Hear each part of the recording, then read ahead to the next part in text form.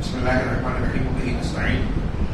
الحمد لله رب العالمين والصلاة والسلام على سيد المرسلين وعلى آله وصحبه أجمعين ومن تبعهم بإحسان إلى يوم الدين. أعوذ بالله من الشيطان الرجيم. بسم الله الرحمن الرحيم. يا أيها الذين آمنوا اتقوا الله حق تقاته ولا تموتن إلا وأنتم مسلمون واعتصموا بحبل الله جميعا ولا تفرقوا.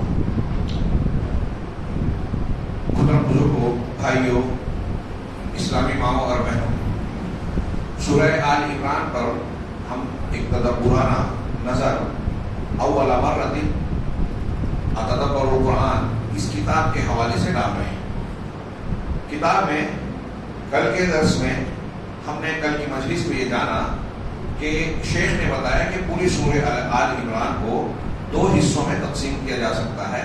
ابتدا سے آیت نمبر 120 تک خارجی طور سے مسلمانوں کو جو چیلنج پیش آتے ہیں، شبہات اور عقائد اور دین کی ایمانیات پر حملے، ان کا مقابلہ کیسے کیا جائے، اور دوسرا حصہ جو 121 آیت سے آخر تک 200 نمبر کی آیت تک بیان کی گئی ہے کہ ہمارے داخلی طور سے مسلمانوں کی مضبوطی اور ثابت قدمی کیسے حاصل کی جائے۔ اس ضمن میں دونوں حصوں کے مضامین کا تذکرہ کیا گیا۔ اب آگے شیخ نے کہا کہ ہم اب یہاں رکتے ہیں کہ پہلی قسم اور دوسری قسم کے درمیان کیا تعلق ہے، اور کچھ مشترک عوامل کو جو یہاں اور یہاں دونوں جگہ پائے جاتے ہیں ان کا تذکرہ کریں۔ یہاں دو نکات کا ذکر کیا۔ پہلا یہ کہ شخصیات سے پر اپنے معاملے کو، دین کو، شریعت کے معاملے کو شخصیات پر مرکوز نہ کیا جائے، بلکہ فکر پر، مقصد اور ہدف پر، اور ہمارا جو طریقہ کار ہے، دین ہے، اس پر ہماری توجہ مرکوز ہونی چاہیے۔ جیسا کہ کل کے آخری نقطے میں گزرا دوسرے حصے کے کہ ہمارا دین، ہمارے زندگی کے مقاصد کا تعلق کسی شخصیت سے بندھا ٹکا نہیں ہونا چاہیے، بلکہ اصولی اعتبار سے اللہ تبارک و تعالیٰ کے دین اور ہمارے زندگی کے مقصد سے جڑا ہونا چاہیے۔ اگر کوئی ہمارا قائد، کوئی شخصیت ہمارے ساتھ کام کر رہی ہے، فرض کیجئے کہ اس کا انتقال ہو جائے یا وہ ہمارے ساتھ نہ رہ جائے، تو کیا ہم کام کرنا چھوڑ دیں گے؟ نہیں، شخصیت سے تعلق نہ رکھا جائے، بلکہ فکر اور ہدف پر توجہ کو مرکوز کیا جائے۔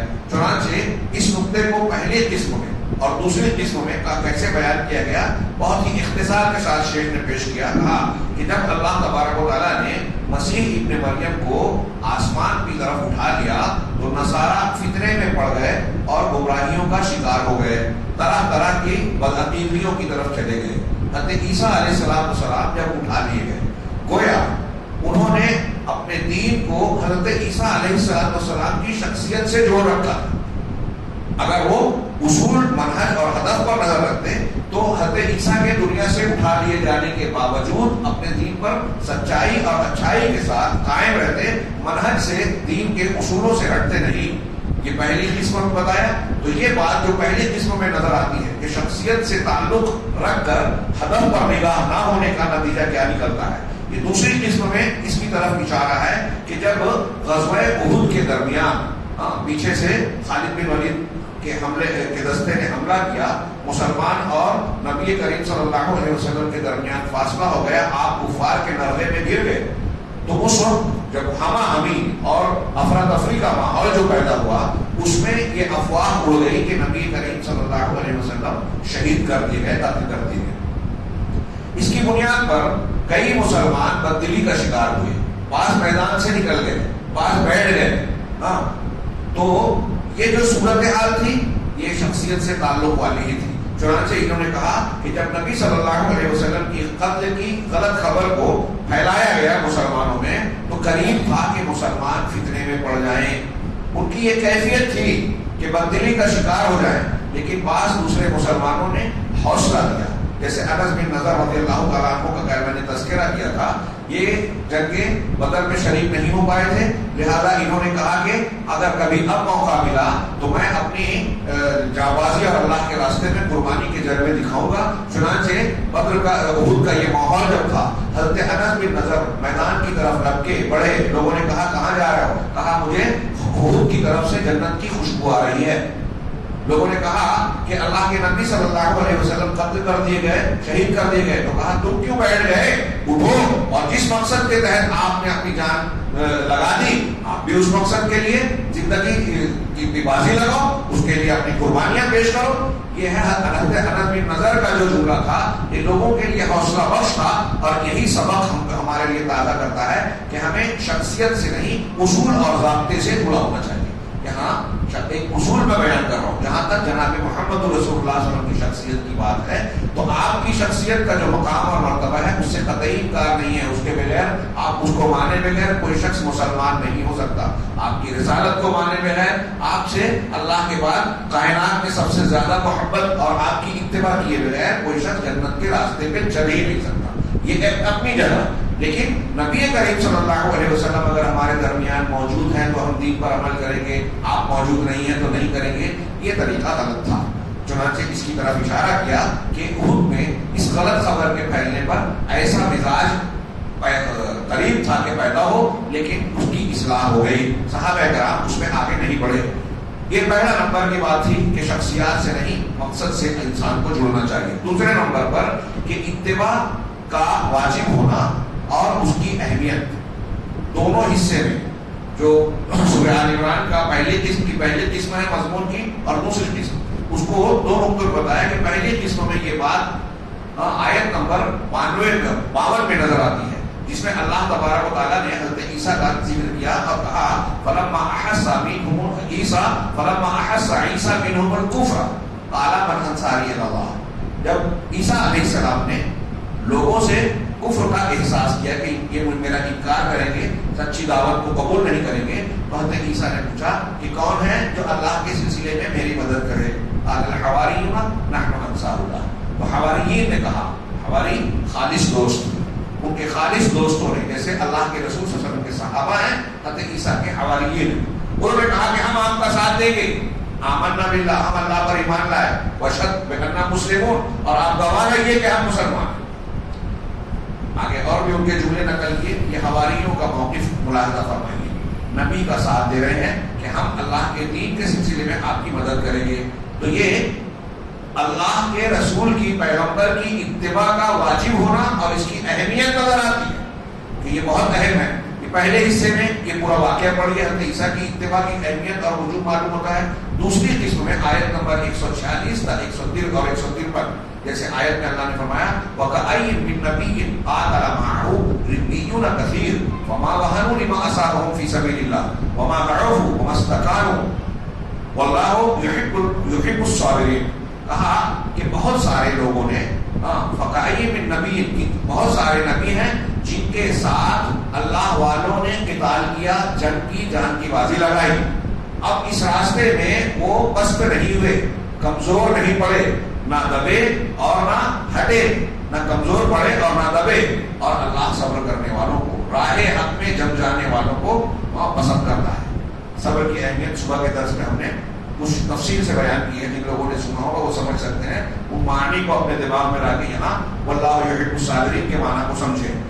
تو یہاں دیکھیے کہ اللہ تعالیٰ ابھار رہا ہے کہ ہماری آپ کی نجات, ہمارے آپ کا اللہ کے یہاں قابل قبول ہونا, بلند درجہ حاصل کرنا, اللہ کی مدد کا مستحق بننا, یہ ساری باتیں منحصر ہے کہ ہم دین کے سلسلے میں نبی صلی اللہ علیہ وسلم کی خالص اتباع اور پیروی کریں, آپ کے احکامات کے تابع دار بن جائیں. یہ ایک گارنٹی ہے اللہ تعالیٰ کے پسندیدگی کی. اللہ ایسے لوگوں کو پسند کرے گا جو اس راہ میں نبی کے ساتھ کھڑے رہیں. اب اللہ کے نبی صلی اللہ علیہ وسلم کے ساتھ جنگ کا معاملہ تھا, آج اللہ کے نبی کا دین ہے ہمارے سامنے, آپ کی سنتیں اور تعلیمات ہیں, اس پر جمنا ہوگا. اب انہوں نے آگے ایک عنوان قائم کیا کہ وہ اسباب اور وسائل جو ثابت قدمی کے اندر مددگار ہوتے ہیں. سورہ آل عمران کے مضامین میں جیسا کہ بیان کیا گیا تھا کہ اس سورت کا محوری اور مرکزی عنوان کیا ہے, دین پر جم جانا, ثابت قدم رہنا, اپنے آپ کو مضبوط بنانا. تو کون سے اسباب ہیں؟ انہوں نے 5 آیتوں کو 5 مقامات سے ذکر کیا ہے. ہم تیزی سے سرسری طور سے پڑھیں. سب سے پہلی بات کہ تمسک بالقرآن والسنہ, قرآن اور سنت کو مضبوطی سے پکڑ لینا. ثابت قدمی کے لیے, دین پر جمے رہنے کے لیے, گمراہی سے بچنے کے لیے یہ ضروری ہے. وَكَيْفَ تَكْفُرُونَ آیت پیش کی ہے، آیت نمبر 101، وَكَيْفَ تَكْفُرُونَ وَأَنْتُمْ تُتْلَى عَلَيْكُمْ آیَاتُ اللَّهِ، تم کیسے کفر کر سکتے ہو جبکہ تم پر اللہ کی آیتوں کی تلاوت کی جاتی ہے، وَفِيكُمْ رَسُولُهُ، اور تمہارے بیچ میں اس کا رسول بھی موجود ہے۔ اللہ کی آیتیں ہیں اور رسول ہیں، آج ہمارے درمیان قرآن ہے، رسول اللہ صلی اللہ علیہ وسلم کی تعلیمات ہیں، تو اس کے ہوتے ہوئے کفر کرنا کیسے ممکن ہے، کیسے ہو سکتا ہے؟ نہیں کرنا چاہیے۔ وَمَن يَعْتَصِم بِاللَّهِ، جو اللہ کو مضبوطی سے پکڑ لے، اعتصام باللہ کا مطلب کیا ہوتا ہے؟ اللہ پر بھروسہ کرنا اور اللہ تبارک و تعالیٰ کے دین کو مضبوطی سے تھام لینا۔ جو اللہ تبارک و تعالیٰ کو پکڑے گا مضبوطی سے، یعنی اس کے دین کو تھام کر اللہ تبارک و تعالیٰ کے بھروسے ہے اپنی زندگی گزارے گا۔ آج مسلمانوں کو اس سبق کی بنیادی ضرورت ہے ثابت قدمی کی، ادھر ادھر ڈول رہے ہیں، اسی لیے اللہ کی مدد سے، میں نے کل اس سے پہلے کے درس میں بات آئی تھی شیخ ربیع کے حوالے سے کہ مسلمانوں کی مدد کیوں نہیں ہو رہی ہے، جب انہوں نے توحید کو، دین کی بنیاد کو ضائع کیا، اللہ کی مدد سے محروم ہو گئے۔ اب جنگ کر رہے ہیں، چیخ پکار کر رہے ہیں، بہت سی باتیں کر رہے ہیں، ہم مسجدوں میں نماز پڑھ رہے ہیں، کہیں ہم سنتے ہیں قنوت نازلہ پڑھتے ہیں کہ مسلمانوں پر افتاد پڑ رہی ہے، لوگوں نے حملہ کر دیا، بم برسا رہے ہیں شام میں، فلاں جگہ چیچنیا میں، بوسنیا میں، ہندوستان کے کسی حصے میں، اب یہاں کے قریب کے مقابلے میں ہندو فرقہ پرستوں کی جانب سے جو حملے ہو رہے ہیں، سن کر پڑھ کر خبریں ہم اپنے دل کو جو ہے کمزور کر لیتے ہیں، حوصلہ ہارنے کا انداز اختیار کرتے ہیں۔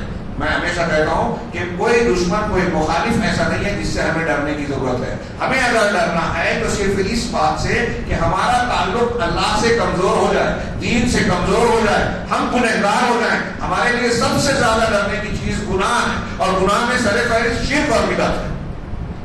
اگر یہ ہے تو اللہ سے ڈرنا چاہیے۔ ایک چھوٹی سے چھوٹی طاقت بھی ہم کو نقصان پہنچا سکتی ہے، اور اگر ایمان مضبوط ہے، اللہ پر توکل ہے، دین پر عمل ہے ہمارا، تو پھر وقت کا کوئی نمرود، کوئی فرعون ابراہیم علیہ السلام کو، موسیٰ علیہ السلام کو، ان کے ماننے والوں کو نقصان نہیں پہنچا سکتا۔ یہ جملہ جو میں نمرود اور دو نبیوں کا لے کر کہا، اشارے کی طرف کہ ہمارے درمیان ان کا واقعہ ہے۔ جو اللہ تبارک و تعالیٰ نے وہاں مدد کی تھی، ابراہیم کے لیے آگ کو ٹھنڈا کر دیا تھا، وہی اللہ تعالیٰ ہمیں بھی بچا سکتا ہے اور بچانے کی پوری قدرت رکھتا ہے۔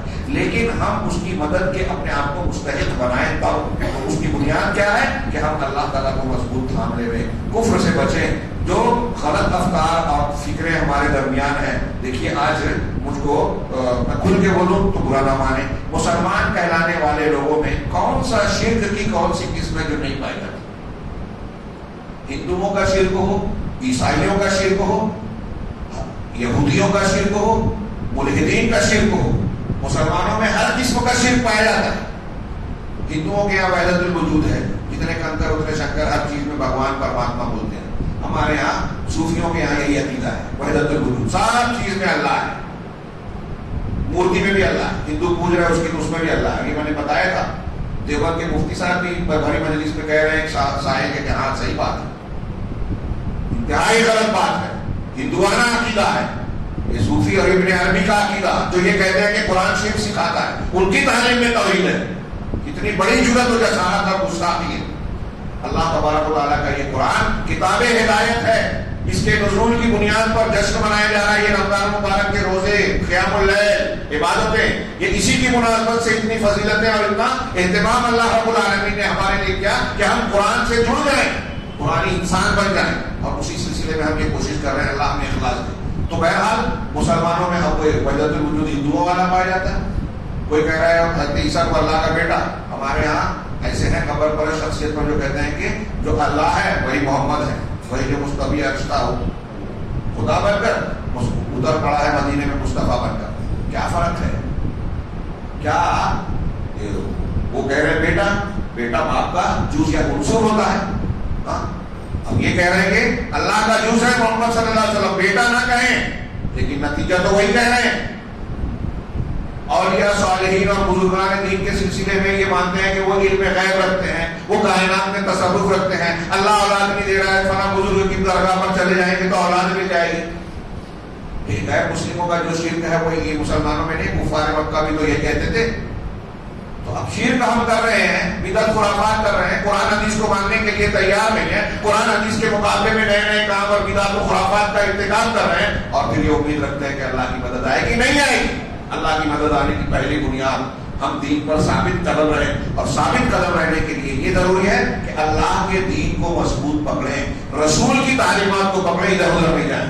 اللہ کے رسول صلی اللہ علیہ وسلم کی تعلیمات کے مقابلے میں ہمارے درمیان آتے ہیں وہ ایسے بزرگ ہیں، وہ ہوا میں اڑتے تھے، وہ پانی پہ چلتے تھے، وہ کرامت کھیلتے تھے، وہ عشاء کے وضو سے اتنے سالوں تک فجر کی نماز پڑھی، یہ کیا وہ کیا، کیا مطلب؟ چلیے ٹھیک ہے مان لیا، ابھی صحیح غلط کی بحث نہیں کرتے کہ یہ صحیح ہے کہ غلط، تھوڑی دیر کے لیے مان لو کہ یہ کرامتیں اور یہ چیزیں ان کے یہاں تھی، تو کیا آپ یہ کہنا چاہتے ہیں کہ جو عشاء کے وضو سے فجر کی نماز 40 سال تک 80 سال تک پوری زندگی پڑھتے رہے ان کو ہم رسول کا مقام دے دیں؟ کیا یہ جائز ہے؟ دنیا کا کوئی ایک عالم اور ایک مفتی یہ بول سکتا ہے کہ اللہ تعالیٰ نے رسول کو جو مقام دیا ہے وما آتاکم الرسول فخذوہ وما نہاکم عنہ فانتہوا، جو رسول دے لے لو، جس سے منع کر دے رک جاؤ؟ کیا کائنات کی کوئی بھی ہستی اس مقام کو پا سکتی ہے؟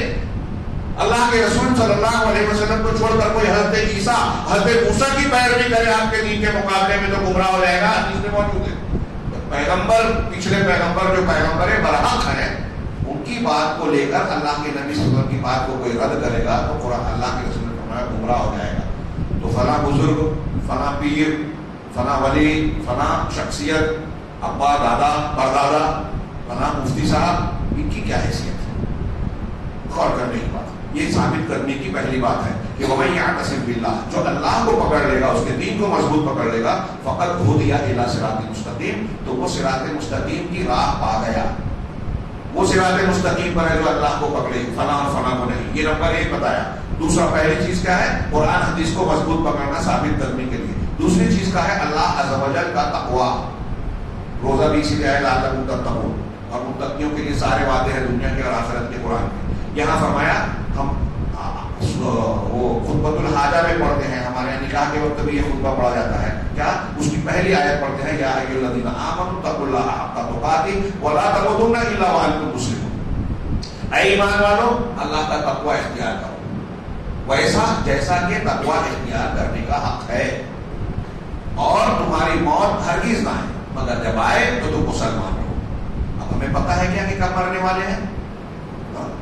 نہیں معلوم، نہ جانے کس گلی میں زندگی کی شام ہو جائے، کسی کو نہیں پتا۔ لہذا جب یہ پتہ نہیں ہے تو ہمیں ہر وقت موت کا استقبال کرنے کے لیے تیار رہنا چاہیے۔ اسلام کی چیزوں پر عمل، اگر کبھی بشری تقاضے سے کوئی گناہ ہو گیا، غلطی ہو گئی، فوراً جیسے ہی احساس ہو فوراً توبہ کرنا چاہیے، کہیں ایسا نہ ہو کہ گناہ کی حالت میں بغیر توبہ کیے اللہ ہمارے موت آ جائے۔ تو اسلام کی حالت میں، یعنی اللہ کی تابعداری کی حالت میں ہماری موت ہو۔ یہ آیت جب نازل ہوئی صحابہ کو شاک ہوئی کہ ہم اللہ کے تقوی کا حق کیسے ادا کر سکتے ہیں، تو اللہ نے قرآن کی دوسری آیت اتاری فاتقوا اللہ ما استطعتم، جتنی تمہاری طاقت ہے اتنا ڈرو، ہمارے اندر جتنی طاقت ہے اتنا ڈرنا چاہیے۔ حضرت عبداللہ ابن مسعود نے اس کی بڑی مختصر اور بڑی جامع تشریح کی کہ اللہ سے تقوی، حق تقوی کیسے کیا جائے، وہ اس طرح سے کہ اللہ کا مسلسل ذکر کیا جائے، اللہ کو بھولا نہ جائے، اللہ کی نعمتوں کا شکر کیا جائے، ناشکری نہ کی جائے، اللہ تبارک و تعالیٰ کی نعمتوں کا شکر ادا کیا جائے، ناشکری نہ کی جائے، اور اس کا مسلسل ذکر کیا جائے، اس کو فراموش نہ کیا جائے۔ ہم ہر وقت ہمیں اللہ یاد رکھنا چاہیے۔ سبحان اللہ، الحمدللہ، اللہ پر جو اذکار صبح شام کے اذکار کی اتنی فضیلت ہے، بلکہ اللہ کے رسول سے ایک روایت یہ بھی ہے کہ روزے کی حالت میں بھی اللہ کے رسول سے پوچھا گیا کہ سب سے زیادہ اللہ کے نزدیک اچھا روزے دار کون ہے، تو آپ نے فرمایا کہ اکثرهم ذکرا للہ، کہ جو وہ روزے دار جو سب سے زیادہ اللہ کا ذکر کرتا ہے۔ اللہ کے ذکر کا ایک مستقل عنوان اور بہت اہمیت کی چیز ہے۔ یہ ذکر اگر ہم زبان سے کرتے ہیں، دل میں نہیں ہے اور ہمارے معاملات میں اس کے اثرات نہیں ہیں، تو یہ ذکر کوئی معنی نہیں کرتا۔ جب ہم اللہ اکبر کہہ رہے ہیں، اللہ سب سے بڑا، زبان سے کہہ رہے ہیں، تو دل میں بھی ہونا چاہیے کہ ہم چھوٹے ہیں، ورنہ چھوٹے ہیں، ساری کائنات کے لوگ اللہ کے مقابلے میں چھوٹے، کوئی حیثیت نہیں رکھتے۔ اب اگر کوئی تکبر کر رہا ہے، انا کا شکار ہے، میں نہیں مانتا، ایک حدیث سنائی جائے، قرآن کی آیت سنائی جائے کہ بھائی ایسا ایسا جھگڑا ہوا ہے، آپ معاف کر دیجئے، آپ جو فلاں چیز کھا رہے ہیں وہ حرام ہے، وہ چھوڑ دیجئے، آپ اپنی بہن پر، اپنی بیٹی پر، اپنی بیوی پر ظلم کر رہے ہیں، مت کیجئے، یہ اللہ نے منع کیا ہے، میں کیوں مانوں؟ یہ تکبر آ گیا کہ اللہ اکبر نہیں کہہ رہا ہے، اس کا عمل زبان سے تو کہہ رہا ہے، عمل سے نہیں کہہ رہا ہے، اپنے آپ کو بڑا مان رہا ہے، اللہ کی بات نہیں مان رہا ہے۔ تو اللہ کا ذکر ہمیشہ ہو تو ہماری زندگی ہر مقام پر اللہ کے دین کے تابعداری کرے گی۔ تو تقویٰ پہلے، یہ آیت جو بتائی آیت نمبر 102 101 تھی 102 میں تقویٰ. پہلے قرآن و حدیث کو مضبوط پکڑنا, دوسرا تقویٰ. یہ جب دو چیزیں ہوگی تو انسان ذاتی طور پر اچھا انسان اور اچھا مسلمان بنے گا. اب جب آپ اچھے مسلمان بن گئے تو اب اکیلے میں نہیں رہ سکتے, سماج میں رہتے ہیں, آپ کو جڑ کر رہنا ہے. تو تیسرے نمبر پر کہا الاعتصام باللہ ولزوم الجماعہ, اللہ کو مضبوطی سے پکڑنا اور جماعت کو لازم پکڑنا, مسلمانوں کی جو اہل حق کی جماعت ہے اس کو پکڑنا. اللہ نے فرمایا واعتصموا بحبل اللہ جميعا, اللہ کی رسی کو سب مل کر مضبوطی سے پکڑ لو. یہ دروس رمضان یا مجالس قرآن میں شیخ ربی نے انہی آیتوں پر کافی تفصیل سے درس دیا رمضان کی مجلس میں. ارادہ تھا کہ میں اس پر گفتگو کروں, لیکن اختصار کے ساتھ ہم اس مضمون کو سمجھ لیں کہ اللہ کہہ رہا ہے کہ قرآن حدیث کو اور تقوی کو جب آپ نے اختیار کر لیا تو تیسرے نمبر پر اللہ کی سب مل کر رسی پکڑو, مطلب جماعت کو لازم پکڑو. اللہ کی رسی کیا ہے؟ قرآن ہے, اسلام ہے, صراط مستقیم, نبی صلی اللہ علیہ وسلم کا لایا ہوا دین. اب تشریح اس سے بھی کریں, سب ایک دوسرے سے جڑی ہوئی چیزیں. تو اس رسی کو سب کو مل کے پکڑنا ہے. ولا تتفرقوا, اور فرقہ فرقہ نہیں بننا ہے. اب فرقہ اس کا مطلب یہ کہ جب ہم اللہ کی رسی کو مل کے پکڑے رہیں گے تو فرقے ختم ہو جائیں گے. فرقہ ہے اس کا مطلب رسی کو مل کر ہم نے پکڑا نہیں ہے. آج مسلمانوں کے فرقے ہیں, کیوں ہیں؟ اس لیے کہ رسی کو مل کر نہیں پکڑا. توحید اور اتباع سنت پر سب لوگ جمع نہیں ہیں.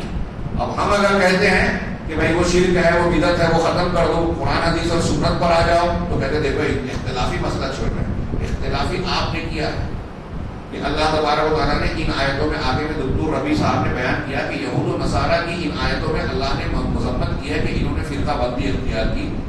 اور دوسری آیتوں میں کہا کہ ان الذین فرقوا دینهم وكانوا شیعا لست منهم فی شیء ولا تکونوا من المشرکین من الذین فرقوا دینهم, مشرکین میں سے نہ ہو جاؤ ان لوگوں میں سے جنہوں نے دین کو ٹکڑے ٹکڑے کر دیا. اس کا مطلب دین کو ٹکڑے کرنا مشرکین کا کام ہے, بدعتیوں کا کام ہے. تو جو شرک اور بدعت کرتا ہے وہ دین کا ٹکڑا کرتا ہے.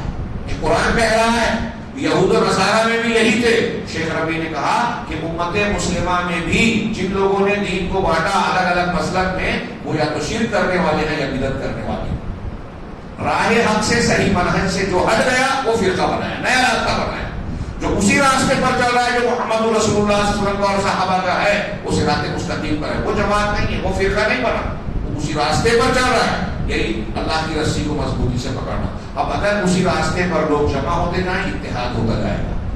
تو توحید صف کے لیے توحید رب ضروری ہے. رب کو ایک مانو, محمد صلی اللہ علیہ وسلم کے دین پر اکٹھا ہو جاؤ, تو توحید صف یعنی اتحاد و اتفاق قائم ہوگا.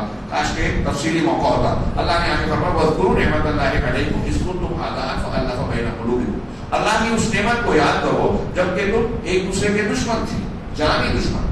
ایک ایک معاملے پر سالہ سال جنگیں ہوتی تھی مکہ والوں میں, مدینہ والوں میں, جاہلیت کے زمانے میں. فالف بین قلوبکم, اللہ نے تمہارے دلوں کو جوڑ دیا. فاصبحتم بنعمتہ اخوانا, لیکن تم اللہ کی نعمت کے ذریعے سے بھائی بھائی بن گئے. اللہ کی کون سی نعمت تھی جس سے بھائی بھائی بن گئے؟ اسلام. آج اسی اسلام کو ہم مراد مانتے ہیں. مسلک کے جھگڑے, برادری کے جھگڑے, علاقے کے جھگڑے, گھر میں بھائی بھائی کے جھگڑے وراثت کے اور کسی بنیاد پر, چچا سے جھگڑا بھتیجے کا, فلاں کا جھگڑا فلاں سے, پڑوسی کا جھگڑا پڑوسی سے. اسلام کی نعمت پانے کے بعد اہل جاہلیت ایک دوسرے کے لیے ایسے بھائی ہو گئے کہ ہر قسم کی قربانی دینے کے لیے تیار ہو گئے. کہتے تھے صحابہ کرام, مکہ سے مدینہ گیا حضرت عبدالرحمن بن عوف کو اللہ کے رسول نے انصار میں سے سعد بن ربیع کا بھائی بنایا مواخات کے طور پہ. تو کہا ٹھیک ہے آپ بھائی ہو گئے ہو, چلو میرے گھر, یہ میرا گھر ہے. ایسے بخاری نہیں, یہ میرا گھر ہے, میں اس کو آدھا ادا کرتا ہوں, آدھا آپ لے لو, آدھا میں لیتا ہوں. میری 2 بیویاں ہیں, آپ دیکھو جو پسند آئے میں ایک کو طلاق دے دوں گا, عدت کے بعد آپ نکاح کر لیں.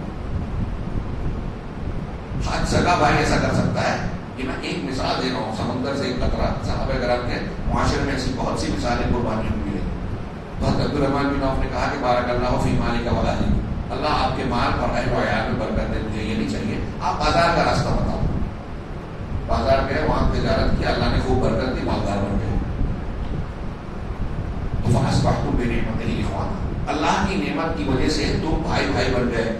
وکنتم علی شفا حفرۃ من النار, اور تم جہنم کے کنارے پر تھے, اس کے دہانے پر تھے. فانقذکم منھا, اللہ نے تم کو اس سے بچا لیا. कज़ालिका युबय्यिनुल्लाहु लकुम आयाति लअल्लकुम तहतदून। अपनी आयतों को अल्लाह ताला इसी तरह साफ साफ खोल खोल कर बयान करता है ताकि तुम हिदायत पा जाओ। इन आयतों पर गौर करो, हमारे लिए हिदायत का पूरा सामान है। अब हम मानना ना चाहें, समझना ना चाहें तो यह अलग बात है।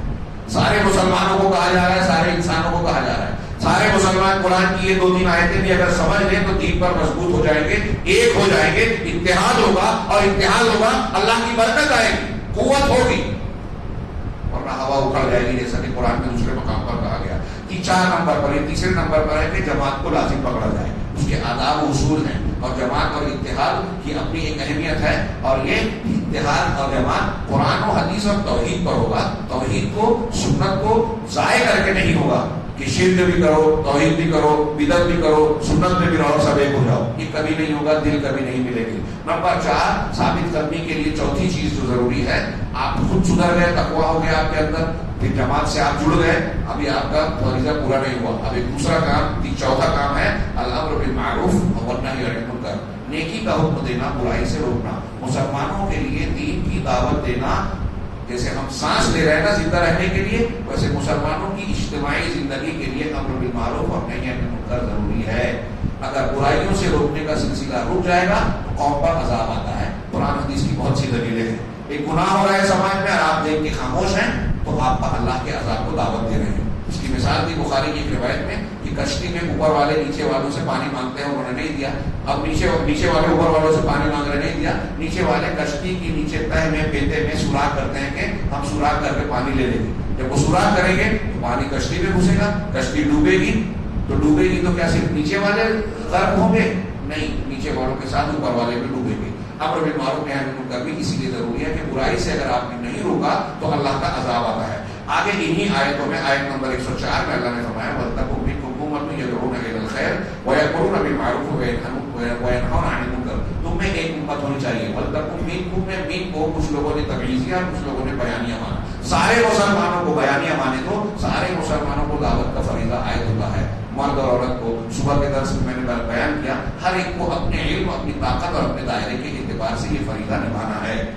तो तुम्हें एक जमात हो जो खैर की तरफ लोगों को बुलाए, वयअमुरूना बिल मारूफ, मारूफ का हुक्म दे, वयनहौना अनिल मुनकर, और मुनकर से रोके। मारूफ में सबसे बड़ा मारूफ तौहीद है, मुनकर में सबसे बड़ा मुनकर शिर्क है। तो शिर्क का, तौहीद का हुक्म देना, शिर्क से रोकना, ये अल्लाह कह रहा है। अब हमारे यहाँ बहुत सी दावतें मौजूद हैं, कोई फजाइल की दावत दे रहा है, कोई हकीमियत की बात करता है, कोई तसव्वुफ की और कोई फना और फना चीज की बात करता है, और शिर्क से नहीं रोकते कि इसमें झगड़ा होगा, बिदात से मना नहीं करते, तौहीद की दावत नहीं देते, अपनी दावत और अपने मनहज की बुनियाद तौहीद को नहीं बनाते जो तमाम अंबिया का तरीका था। कितनी बड़ी बदकिस्मती की बात है। तो दावत कामयाब कहाँ से होगी, मौसिर कहाँ से होगी? अल्लाह ने फरमाया वउलाइका हुमुल मुफ्लिहून, यही लोग फलाह पाने वाले हैं। वो जमात जो भलाई की तरफ बुलाएगी, नेकी का हुक्म देगी, बुराई से बचाएगी, यही फलाह। मतलब इसका उल्टा माना क्या हुआ कि अगर हम नेकी की तो लोगों को नेकी का हुक्म ना दें, बुराइयों से ना रोके, तो हम फलाह पाने वालों में नहीं होंगे। नंबर 5 और आखिरी साबित करने की बुनियाद बताई कि तरकुल इख्तिलाफ फिद्दीन, दीन के मामले में इख्तिलाफ को छोड़ देना। यहूद और नसारा ने जो तरीका इख्तियार किया था, अगर वो इख्तियार करोगे तो इख्तिलाफ होगा, फिरकाबंदी होगी, झगड़े होंगे, अल्लाह की रहमत रूठेगी और मुसलमानों की कुव्वत पारा पारा हो जाएगी, बिखर जाएगी, गैर मुस्लिम इन पर टूट पड़ेंगे जैसे दस्तरखान पर भूखे टूटते हैं। ये कैसे होता है? बिदअत और खुराफात से ये इख्तिलाफ होता है। और फरमाया वला तकूनू कल्लज़ीना तफर्रक़ू वख्तलफ़ू मिन बअदि मा जाअहुमुल बय्यिनात, उन लोगों की तरह ना हो जाओ जो फिरकों में बढ़ गए, इख्तिलाफ में पड़ गए, बात इसके कि उनके पास वाज़ेह दलीलें आ चुकी थी। वाज़ेह दलीलें आ जाने के बाद इख्तिलाफ की गुंजाइश नहीं है। जरूरी है कि एक मुसलमान बंदा वाज़ेह दलील को कबूल कर ले, कुरान हदीस को मान ले। जब कुरान हदीस को मान लेगा तो इसका मतलब फिरकाबंदी और इख्तिलाफ खत्म होगा। इख्तिलाफ और फिरका कब होता है? जब कुरान हदीस को ना माना जाए, दलाइल और बय्यिनात को ना माना जाए, जैसा कि इस आयत में इशारा मौजूद है, मिन बअदि मा जाअहुमुल बय्यिनात व उलाइका लहुम अज़ाबुन अज़ीम, इन्हीं के लिए बहुत दर्दनाक अज़ाब है। इस उम्मत के फिरकाबंदी करने वाले वही लोग हैं जो दीन में नए नए उसूल, नए ज़ाब्ते, बिदात, खुराफात, नए रास्ते और नए मसलक बनाते हैं, और उनके लिए ये वईद है। तो इससे बचना दीन पर साबित करने के लिए जरूरी है। ये कुरान की तालीम है। सूरह आल इमरान में इंतहाई शानदार तालीम हमको मिलती है। अब तकवा, कुरान हदीस को पकड़ा, तकवा इख्तियार किया, आप सुधर गए, जमात से जुड़ गए, इज्तिमाइयत बन गई। फिर जमात का इज्तिमाई काम क्या है कि मिलजुल कर दावत का काम करें, दिफा करें, कुव्वत का इस्तेमाल करें। یہ کام جب مسلمان کی دین اسٹیبل اگر مسلمانوں میں رہے گی تو مسلمان درست ہوں گے اور دنیا کی کوئی طاقت ان کا کچھ بگاڑ نہیں پائے گی، وہ وقت کا امریکہ ہو یا کوئی بھی ہو۔ آگے من فوائد واللطائف السورۃ، اس سورت کے فوائد و لطائف کے تحت انہوں نے 2-3 نکات بیان کیے ہیں۔ فرمایا کہ اللہ تعالیٰ نے اس سورت میں ایک جگہ کہا یا مریم اقنتی لربک واسجدی وارکعی مع الراکعین، اے مریم اپنے پروردگار کی اطاعت کرتی رہے۔ ایک خاتون کو خطاب کر کے کہا، حضرت مریم علیہ السلام، دیکھیے ان کے خاندان پہ اس سورہ کا نام ہے آل عمران، سورہ مریم ایک سورہ الگ سے ہے، اور شاید میں جانتا ہوں کہ خواتین میں یہی ایک عورت ہے جن کا قرآن میں نام کے ساتھ ذکر ہے، یہ بڑی کامل خاتون، وہ تو عورتوں میں نہیں تھی لیکن نبی کی یہ والدہ ہیں اور ان کا بڑا اونچا مقام ہے۔ چنانچہ اللہ نے کہا اے مریم اپنے پروردگار کی فرما برداری کرتی رہے، واسجدی سجدہ کر، وارکعی مع الراکعین اور رکوع کرنے والوں کے ساتھ رکوع کرو۔ قرآن کی اس آیت سے یہ بھی ثبوت ملتا ہے کہ عورتیں جماعت سے نماز پڑھ سکتی ہیں۔ اللہ تعالیٰ کہہ رہا ہے وارکعی مع الراکعین، رکوع کرو رکوع کرنے والوں کے ساتھ۔ یہاں اس آیت کے ذکر میں 2-3 معنی انہوں نے بیان کیا کہ بندے کے لیے اس آیت سے پتہ چلتا ہے کہ بندے کے لیے مناسب ہے کہ خوب عبادت کرے۔ اللہ تعالیٰ جس بندے پر جتنی نعمت کر رہا ہے اتنی عبادت کرے۔ نبی کریم صلی اللہ علیہ وسلم کو دیکھیے کہ رات میں عبادت کرتے تھے، پیروں میں ورم اور سوجا پوچھا جاتا تھا کہ آپ تو ایسے اعلیٰ مقام پہ پھر یہ محنت کیوں کر رہے ہیں؟ تو آپ کہتے تھے کہ میں شکر گزار بندہ نہ بن جاؤں۔ یہ حضرت مریم کا کردار نقل کیا ہمارے سامنے کہ اللہ کی خوب عبادت کرتی تھی، تو بندے کو یہ کرنا چاہیے۔ دوسرا کہ آیت میں آپ دیکھیں کہ اللہ تعالیٰ نے عورت کی نماز کے لیے جب اس کی اکیلے وہ نماز پڑھے تو گھر میں نماز کو سجدے سے ذکر کیا، واسجدی، تو اس کا مطلب اکیلے بھی نماز پڑھو، اور آگے والے جملے میں کہا وارکعی مع الراکعین، جماعت کے ساتھ نماز پڑھنے کے لیے رکوع کا لفظ استعمال کیا۔ بہت پیارا نقطہ بیان کیا، عجیب و غریب، قرآن میں آپ جتنا ڈوبیں گے اتنے موتی ملیں گے۔ تو یہ کہہ رہے ہیں کہ اللہ تعالیٰ نے جب حضرت مریم کو کہا کہ تم نماز پڑھو اکیلے گھر میں تو واسجدی کہا، اور جب جماعت کے ساتھ پڑھو تو اس کے لیے کہا وارکعی مع الراکعین۔ یہاں کیا نقطہ نکالا انہوں نے، یہ بیان کیا علماء کے حوالے سے کہ جماعت کی نماز رکوع سے، اس میں یہ ایک اشارہ ہے کہ سجدہ رکوع سے افضل ہے، نماز میں سجدہ رکوع سے افضل ہے۔ اللہ کے نبی صلی اللہ علیہ وسلم کا کہنا ہے کہ بندہ اپنے رب سے سب سے زیادہ قریب اس وقت ہوتا ہے جب سجدے میں ہوتا ہے۔ اقرب ما یکون العبد من ربہ وهو ساجد، جب سجدے کی حالت میں ہوتا ہے تو بندہ اپنے رب سے سب سے زیادہ قریب ہوتا ہے۔ تو اس کا مطلب یہ ہوا کہ سجدے کی حالت اللہ کو سب سے زیادہ پسند ہے، اللہ بندے کی سب سے قربت کی حالت ہے۔ اگر آپ کو کوئی دعا مانگنا ہے تو سجدے میں مانگیے، زیادہ قبولیت کا امکان ہے۔ فَكَذَلِكَ صَلَاةُ الْمَرْءِ، اب دیکھیے سجدہ زیادہ افضل ہے رکوع کے مقابلے میں، اور اللہ تعالیٰ نے حضرت مریم کو کہا اکیلے نماز پڑھنا ہے تو کہا سجدہ کرو، جماعت سے پڑھنا ہے تو رکوع کرو، یعنی اکیلے کے لیے افضل والا اور جماعت کے ساتھ پڑھنے والے کو کم افضل والا ذکر کیا۔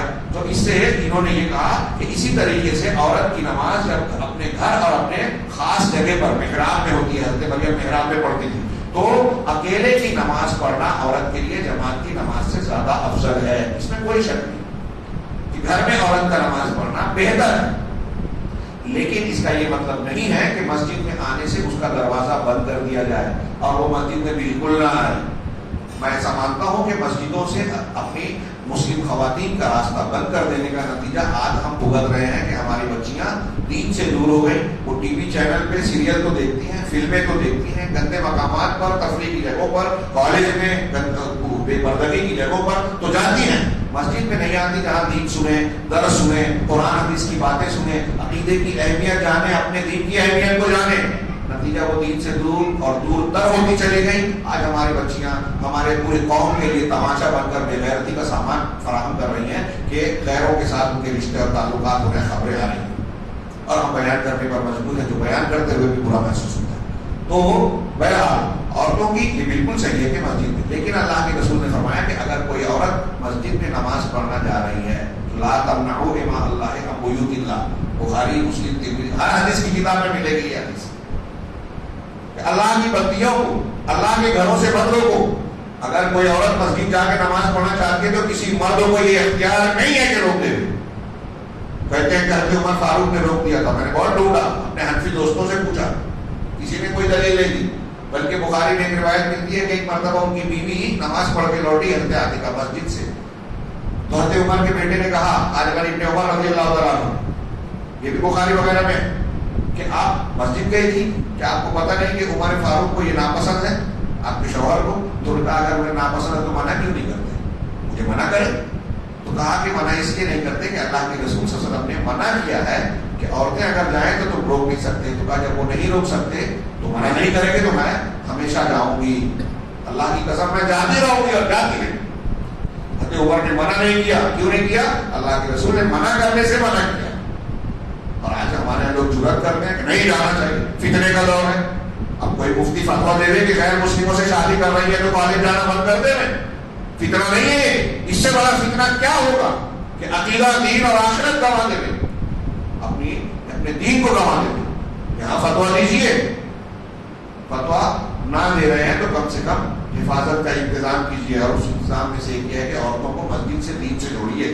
تو بہرحال یہ ایک نقطہ بیان کیا، کہہ رہے ہیں کہ اور سنت مطہرہ بھی اس معنی کو بیان کرتی ہے، جیسا کہ نبی کریم صلی اللہ علیہ وسلم نے فرمایا کہ عورت کے لیے ان کو خطاب کر کے ابو حمید ساعدی کی بیوی سے اللہ کے رسول نے کہا کہ صلاۃ فی دارک خیر من صلاۃ فی مسجد قومک، کہ تمہاری نماز تمہارے گھر میں، تمہارے گھر قوم کی مسجد کے مقابلے میں زیادہ بہتر ہے. ہاں یہ حوالے وغیرہ دیے ہیں. یہ نمبر 1 تھا. نمبر 2 بیان کی کہ اس صورت میں سورہ آل عمران میں ایک آیت ہے، لن تنالوا البر حتی تنفقوا مما تحبون، تم نیکی کے مقام کو نہیں پا سکتے یہاں تک کہ اللہ کے راستے میں وہ چیز خرچ نہ کرو جو تمہیں پسند ہو. اپنی پسندیدہ چیز اللہ کے راستے میں خرچ کرو. علامہ ابن عثیمین رحمہ اللہ اس آیت کے ضمن میں ایک پیاری بات کہتے ہیں کہ ہم کو اور آپ کو، ہر انسان کو یہ چاہیے کہ اس آیت پر غور کرے، چاہے ایک مرتبہ، اور اس آیت کی روشنی میں یہ دیکھیں کہ ہماری زندگی میں کون سی چیز میرے پاس ہے جو مجھے بہت پسند ہے، اس کو اللہ کے راستے میں خرچ کریں تاکہ آیت کا یہ مقام اور یہ جو اللہ تبارک و تعالیٰ نے جو نیکی کا مقام بتایا ہے ہم اسے حاصل کر سکیں. غور کریں میری زندگی میں میرے پاس سب سے قیمتی چیز کیا ہے. ہمارے یہاں ہندوستان میں مزاج لوگ یہ بولتے ہیں، محاورہ بولتے ہیں ہنس کے کہ مری مرغی اللہ کے نام، مرغی مر گئی تو اللہ واسطے خرچ کر دو. وہ کپڑا پھٹ گیا، ہم استعمال نہیں کر سکتے تو غریبوں کو دے دو. کھانا خراب ہونے لگا، بو آنے لگی تو بھوکے کو دے دو. عربوں میں آج بھی لن تنالوا البر والا مزاج ہے کہ وہ کھجور جو ہمارے باغ میں صرف پیدا ہوتی ہے، بہت کم ہوتی ہے، بازار میں نہیں بکتی، بہت قیمتی کھجور ہے، اس کو رکھیں گے، روزے دار لوگوں کو افطار کروائیں گے، نیکی میں لگائیں گے. اس سے پیسہ نہیں کمائیں گے، اللہ کے راستے میں لگائیں گے. تو نیکی پانے کے لیے اعلیٰ سے اعلیٰ چیز.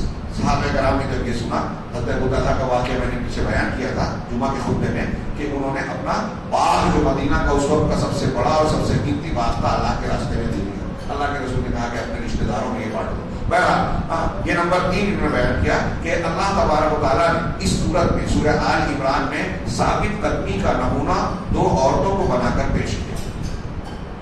ہماری مائیں بہنیں سنیں، 2 عورتوں کو ثابت قدم کا نمونہ بنا کے پیش کیا. ایک تو زوجۃ عمران کی بیوی، انہوں نے دعا کی تھی رب انی نظرت لک ما فی بطنی محررا، میرے پیٹ میں جو بچہ ہے پروردگار میں اس کو تیرے لیے محرر یعنی دین کے کام میں لگاؤں گی. بچہ پیدا نہیں ہوا اور ایک عورت، مسلم عورت، مومنہ عورت یہ کہہ رہی ہے کہ پیدا جو بھی بچہ ہوگا تو میں ایسا کروں گا. اب جب بچہ پیدا ہوا تو بچہ کی بجائے بچی پیدا ہوئی حضرت مریم، تو اس پر ان کو افسوس ہوا. پڑھیے سورہ آل عمران، رب انی وضعتها انثى، میں نے تو بچی پیدا کر دی. ولیس کیا ہے، ولیس الذکر کالانثى، تو ایک عورت جو ہے مرد کی طرح نہیں ہوتی، وہ کام نہیں کر سکتی. لیکن اللہ تبارک و تعالیٰ نے ان کی نیت صادقہ کی بنیاد پر ان کی بیٹی کو بھی وہ مقام دیا جس سے بہت سارے بڑے بڑے مرد نہیں پہنچ سکتے اس مقام. گرچہ نبوت نہیں ملی لیکن نبوت کی نبی کی والدہ بن گئی اور ان کو اعلیٰ مقام سے اللہ نے نوازا. تو ان کا جذبہ دین دیکھیے. حضرت عمران کی بیوی جو حضرت مریم کی والدہ تھی کہ میں اپنے پیٹ کے بچے کو دین کی خدمت میں لگانا چاہتا ہوں. ہمارے یہاں کوئی اچھا بچہ پیدا ہو تو اس کو سائنٹسٹ بنائیں گے، ڈاکٹر بنائیں گے، یہ بنائیں گے، وہ بنائیں گے. اگر ایک بچہ ایسا ہے جو بگڑ گیا ہے، ہاتھ سے نکل گیا ہے، کام نہیں کر رہا ہے، محنت نہیں کر رہا ہے، اسے مدرسے پہ ڈال دیں. پھر بعد میں بولتے ہیں کہ وہ علماء شریک ہوتے ہیں. یہ مزاج اچھا نہیں ہے. قیمتی چیز یہاں بھی ڈالیے. آپ کا جو اچھا بچہ ہے اسے دین کے لیے لگائیے. دین کی تعلیم سے بڑھ کر کوئی نبیوں کے پاس جو علم تھا کیا اس کی قدر و قیمت ہلکی ہے؟ ہمارے یہاں اس کو حقیر سمجھا جاتا ہے، کمتر سمجھا جاتا ہے، یہ بدقسمتی کی بات ہے، دین سے دوری کی بات ہے، دین کی ناقدری کی بات ہے. ہاں، ایک عورت تو زوجہ عمران تھی، دوسری مریم بنت عمران. حضرت مریم علیہ السلام کو اللہ تعالیٰ نے نمونے کے طور پر اور ایک عورت کو، خاتون کو پیش کیا. وقد من اللہ تعالیٰ نے ان پر احسان کیا کہ ان کے بیٹے کو نبی بنایا. اور کون سا نبی بنایا؟ اولو العزم رسولوں میں سے، اعلیٰ درجے کے جو رسول پیغمبر ہیں، صاحب شریعت. ہاں، تو ان پر انجیل نازل کی اور پھر ان کو فضیلت سے نوازا. بچپن میں انہوں نے بات چیت کی، ان کو اللہ، روح اللہ، کلمۃ اللہ، بغیر باپ کے پیدا کرنے والا بیٹا بنایا. ہاں، اس اور پھر ان دونوں کا نمونہ تھا کہ اللہ تعالیٰ نے اس مبارک سورہ کا نام اس مبارک خاندان کے نام پر رکھا، سورہ آل عمران. اس خاندان کے نام پر اس سورت کا نام رکھا. گویا اس خاندان کو اللہ تعالیٰ نے ہمارے آپ کے لیے، ہماری عورتوں کو ان کے لیے ایک رمز، علامت کے طور پر پیش کیا کہ دیکھیے خواتین کا کردار، ایک ایمان والی خاتون کا کردار کیا ہوتا ہے اور کیا ہونا چاہیے. کس طریقے سے انہوں نے اللہ کے راستے میں محنت کی. چنانچہ یہ ہم کہہ سکتے ہیں کہ ثابت قدمی کی جو تعلیمات اس میں دی گئی ہیں، عیسائیت اور اللہ کے رسول اور صحابہ کے جو غزوہ احد کے تناظر، یہ ساری چیزوں کے بعد بھی سورہ مریم، حضرت مریم علیہ السلام کا جو ذکر کیا گیا، ان کے گھر کا ذکر کیا گیا اور اس بنیاد پر اس سورت کا نام رکھا گیا. تو ہم کہہ سکتے ہیں کہ اس سورت میں ثابت قدمی کا رمز، علامت اور نشانی عورتوں کو بنایا گیا ہے. خاتون بھی ایمان والی ہو تو لوگوں کے لیے نمونہ بن سکتی ہے. آخری نمبر پر انہوں نے ذکر کیا ایک آیت کو، زُيِّنَ لِلنَّاسِ حُبُّ الشَّهَوَاتِ مِنَ النِّسَاءِ وَالْبَنِينَ وَالْقَنَاطِيرِ الْمُقَنطَرَةِ. ایک آیت ہے سورہ آل عمران کی ابتدائی آیتوں میں کہ لوگوں کے لیے شہوتوں کی محبت پسند، محبوب بنائی گئی ہے. عورتیں، بچے، بہت ڈھیر سارا مال، سونے چاندی کا ڈھیر، گھوڑے، ہاں، یہ سب چیزیں بیان کی گئی ہیں کہ ان سے لوگوں کو محبت ہوتی ہے. جیسے آج کل ہمارے یہاں لوگ دین سے زیادہ، آخرت سے زیادہ دنیا کی طرف بھاگے جا رہے ہیں، تو یہ شہوت کی محبت ہے. ہاں، اب لوگوں کے لیے یہ خوبصورت بنائی گئی ہے. تو کس نے خوبصورت بنایا؟ بعض علماء نے کہا کہ مزین کرنے والا، خوبصورت بنانے والا اللہ ہے. بعض نے کہا کہ شیطان ہے. ہاں، اہل علم نے کہا کہ ان دونوں میں کوئی ٹکراؤ نہیں ہے. اللہ تعالیٰ نے ان چیزوں کو پیدا کیا تو فطری طور پر پیدا کرنے اور مہیا کرنے، اس سے فائدہ اٹھانے کا انتظام اللہ نے کیا. اس اعتبار سے اللہ نے خوبصورت بنایا. اور شیطان کی تزیین کیا ہے کہ وسوسہ اور دھوکہ ڈال کے اس میں مبتلا کرتا ہے کہ ان چیزوں کے پیچھے پڑ جاؤ، دین کو پیچھے ڈال دو. تو دونوں کا معنی اپنی اپنی جگہ پر صحیح ہے. یہ سورہ آل عمران کے تناظر میں کچھ مضامین، کچھ ہدایات اور اس کا تدبرانہ خلاصہ بیان کیا. امید ہے کہ ہم ان کے مضامین کو سننے کے لیے، مضامین کو سننے کے بعد مزید اس کی تفسیر پر غور و فکر کریں گے. اللہ تعالیٰ ہمیں قرآن سمجھنے اور اس کے مطابق اپنی زندگی گزارنے کی توفیق دے.